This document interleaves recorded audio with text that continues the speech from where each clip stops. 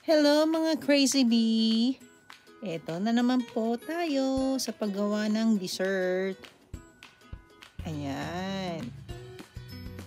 Gagawa po tayo ng ube halaya or we call it purple yam jam. Ayan, nasa screen po makikita nyo ang mga ingredients nito. And sa paggawa po nito, konting tiyaga lang talaga. Nakakapagod po pero worth it naman po. Ayan. Guys, please don't forget to like and share this video and subscribe. Ayan. Our YouTube channel is Rafael Laureano, Crazy Bee. Ayan na po ang resulta ng ube halaya ni Chef Rafael Laureano. Thanks for watching, guys!